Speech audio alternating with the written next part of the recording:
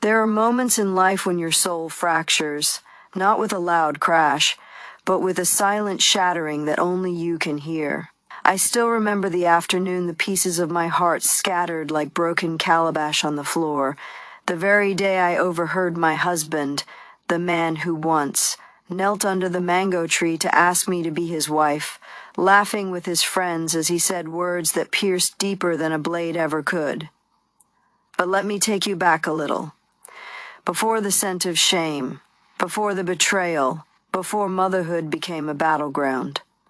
My name is Ijeoma. I am the daughter of Mama Nkechi and Papa Anayo, born and raised in the thick heart of Aba, Abia State, Nigeria. Our compound was one where chickens scratched the red earth beside sleeping goats, where the smell of fried ogbono and smoke from firewood cooking mingled in the air, and where neighbors became family without asking. Growing up, I was known as the girl with the brightest smile, a smile that could disarm even the sternest elders. I worked in our village health clinic before I moved to the city to study midwifery. That's where I met Chuka, tall, broad-shouldered, and confident like a lion, but with eyes that melted when he looked at me, or so I thought. Our love blossomed fast. Within a year, we were married.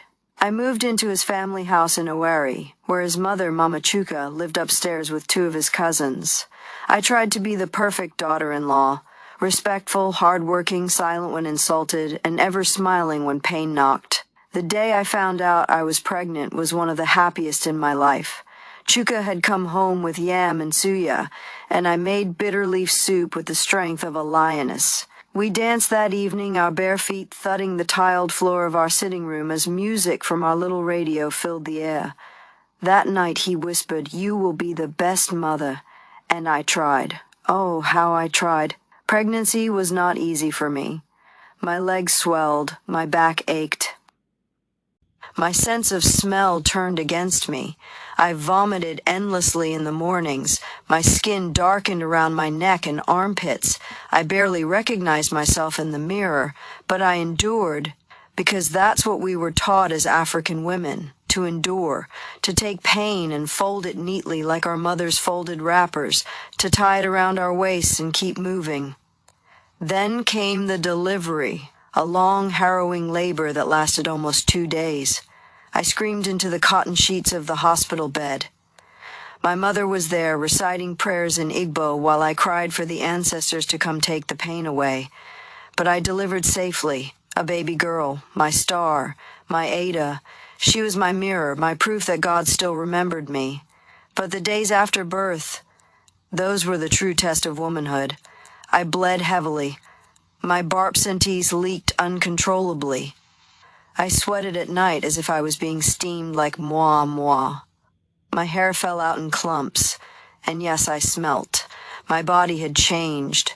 Hormones made my sweat sour, my breath metallic. No matter how many times I bathed with Dettol and salt, the smell clung to me like old shame. Still, I believed that Chuka understood. I believed that this was just a phase, that his love would cover me even when I could not cover my own shame. But the truth is, I was wrong. It happened on a Wednesday. The sun was hot that day, so hot that the walls of the house radiated heat like a furnace. I had just finished bathing the baby and was sitting in our small parlor, fanning myself with an old calendar, when I heard laughter coming from the backyard. Chuka's friends had come to visit. I knew that laugh, his friend Ebuka's booming voice that always echoed before it arrived.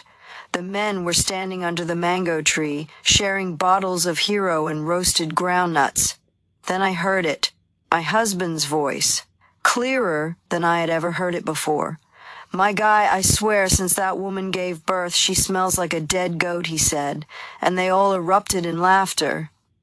The silence that followed in my soul was louder than thunder. I didn't even feel my legs move. I returned to the bedroom, laid Nkemdalem gently in her cot, and sat on the edge of the bed, staring at the wall.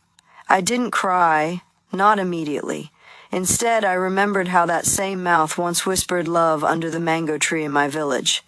The same lips that once said, "Ijeoma, I will protect your smile." And now they were shaming me. That evening I confronted him. His eyes widened when I repeated his words. "You were spying?" he asked, defensive. I was breathing. "In my own house," I replied quietly.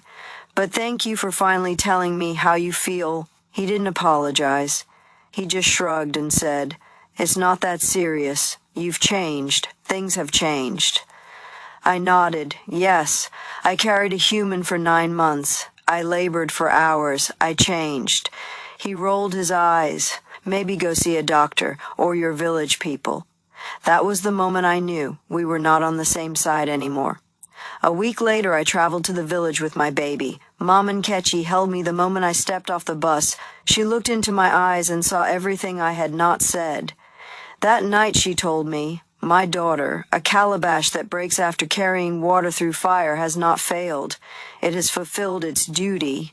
But not every hand that draws water deserves it. She took care of me, bathed me with herbs, fed me with pepper soup laced with love, told me folk tales by moonlight to remind me who I was. Bit by bit, I healed. Eventually, I returned to the city, not to the house, but to start afresh. I took up a job at a private clinic, found strength in women who had also walked through fire. I built a new life for myself and my daughter, Chuka and I. We ended things quietly. No screaming, no long story, just a signed paper and a chapter closed. But I never forgot that afternoon. And here's the lesson I carry in my bones. When a man cannot honor your body after it is given life, he was never worthy of your heart to begin with. Do you think I made the right choice walking away from my marriage? Let's hear your response in the comment section. Thanks for watching. Please like, comments, and subscribe to this channel for more compelling stories. Bye!